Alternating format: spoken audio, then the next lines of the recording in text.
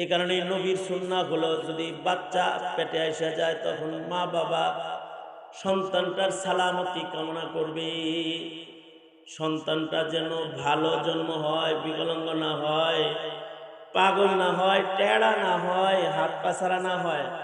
এর লেগে আল্লাহর সাথে মা বাবা যোগাযোগ শুরু করে দিবে, আল্লাহর আশ্রয় চাবে।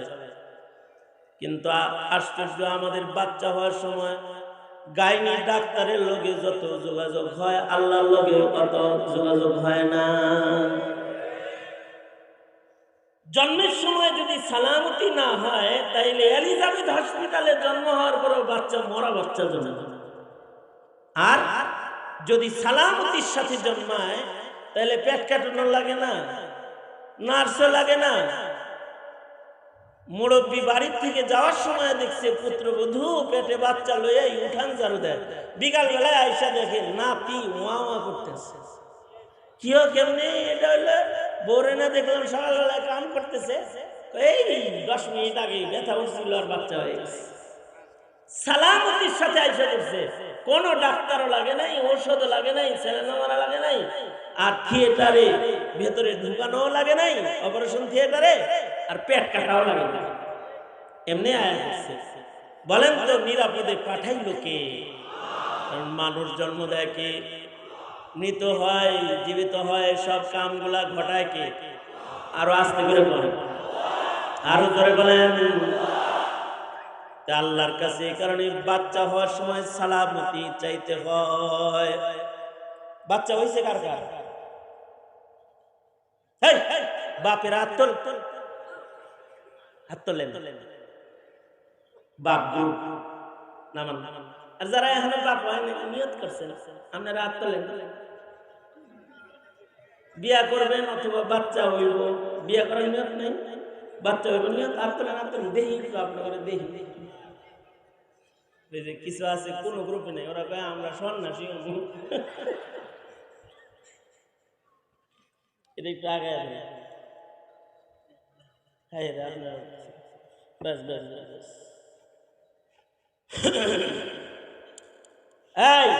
বিয়ে করলে বাচ্চা যদি হয় আর যদি বাচ্চা পেটে আয়, বাচ্চা দিবে কে?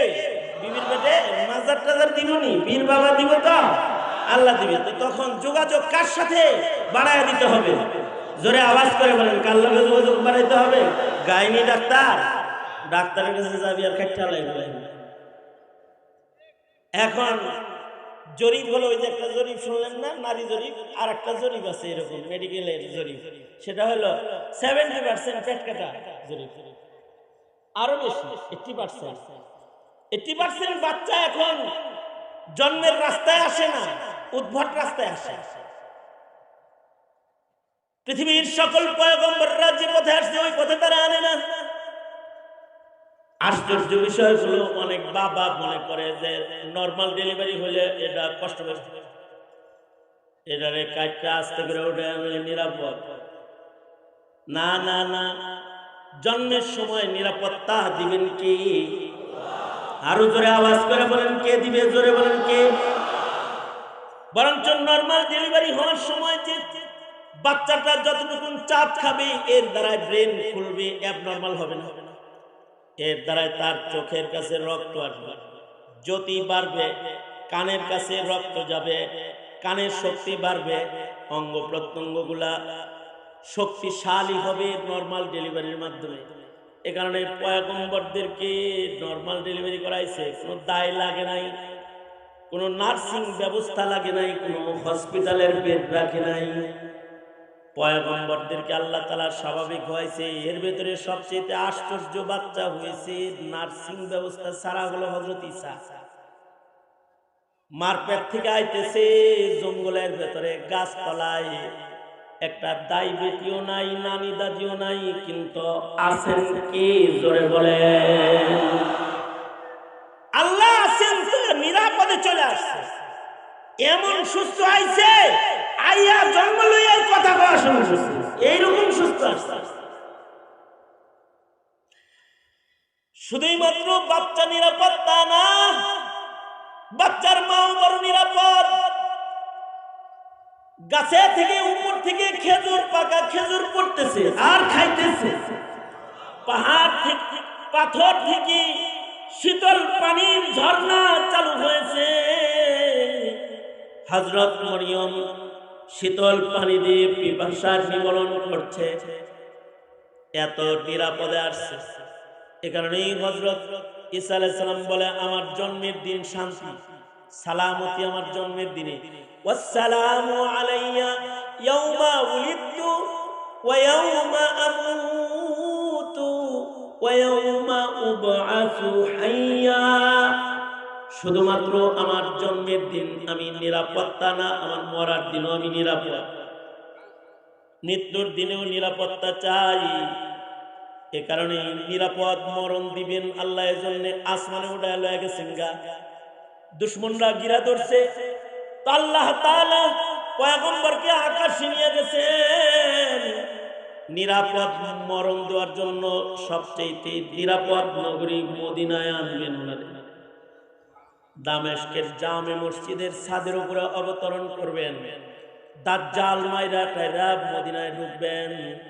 নিরাপদ নগরী মদিনায় নবীজির শহরে ইন্তেকাল করবেন। আর নিরাপদ একটা দাফন হবে আল্লাহর রাসূলের রওজায়ে আকদাসে, কবরের জায়গা খালি আছে, ওখানে শুয়ে পড়বে। এবং এইখান থেকে হাসরের মাঠে নবীর পাশে দাঁড়াবে। নবীর পাশে যে দাঁড়াবে তার হাসর কত নিরাপদ, এইগুলা উম্মতেরও চাইতে হয়। এ কারণে আল্লাহর রাসূল বলেছেন, ভালো নিরাপত্তা চাইবা আল্লাহর কাছে, সন্তানকে আল্লাহর আশ্রয়ে চাইবা, শয়তানকে মাস্কারার সুযোগ দিবা না। সন্তান চাইবা আল্লাহর আশ্রয়, তার জন্ম যেন সুন্দর হয়। কারণ জন্ম যদি কারোর ভালো হয়, জন্মের সময়ের আমল যদি কারোর ভালো হয়, বাচ্চাগুলা জিন্দেগি সুন্দর হয়। এই কারণে মুসলিম সন্তান জন্মের পরে আল্লাহর রাসূল কিছু আমল দিয়েছেন। আমলগুলোর ভেতরে একটা আমল হলো ডান কানে আযান, বাম কানে ইকামত দেওয়া জন্মের সাথে সাথে। এটা 5 মাস পরে দিলে পরে কাম হয় না। এটা প্রথম আওয়াজ আল্লাহর নাম দিতে হয়। হাসান বসরি রাহমাতুল্লাহি আলাইহি তাফসীরে হাসান বসরিতে লিখেছেন, বাচ্চা জন্মের পরে যদি ডান কানে বাম কানে আযান ইকামত কমপ্লিট করে, তাড়াতাড়ি, যত তাড়াতাড়ি আযান ইকামত শেষ করবে তত তাড়াতাড়ি আল্লাহ তাআলা তার কলবের ভিতরে নিজের হাতে কালিমার সিল মারবে। কালিমার সিল মারবে। যারা আযানই অশুদ্ধ হইব, আযান দেওয়াই হইছে না। আমার কাছে এক বাচ্চা আইছে 5 মাস বয়সে তাহনিক করার জন্য। আমার তাহনিকের কোনো বয়ান শুনছে, তা আমার কাছে তাহনিক করতে আইছে। তা আমি তাহনিক করা শেষ করছি, পরে বাপে কয়, হুজুর আযানটা দিয়ে দেন। আমি 5 মাস পরে আযান, হুজুর দেওয়া হয়েছে। মুফতি আমিনী রাহমাতুল্লাহ আলাইহি বলছেন, ওই যে শয়তানটা যখন আযানকে বেশ্যার ধ্বনি বলেছে, তখন আমিনী রাহমাতুল্লাহ আলাইহি বলেছিলেন, জারজ কবির চৌধুরী, তোর কানে তো মনে হয় তোর বাবা মা আযান দেয় নাই, আযান দেয় নাই, এ কারণে তোর আযান ভাল লাগে না, ইসলাম ভাল লাগে না। আযান যদি গড়বড় হয় তখন এই মুসলমানগুলারই ইসলাম পছন্দ হয় না, আল্লাহ পছন্দ হয় না, দ্বীন পছন্দ হয় না, ঈমান পছন্দ হয় না, কোরআন পছন্দ হয় না। এ কারণে তোমরা যারা বিয়ে শাদী করো নাই, পিচ্চি বাচ্চা আদলি শিখি যা আসছেন, সব বিয়ে করার পরে বাচ্চা হইলে পরে আযানটা টাইম মতো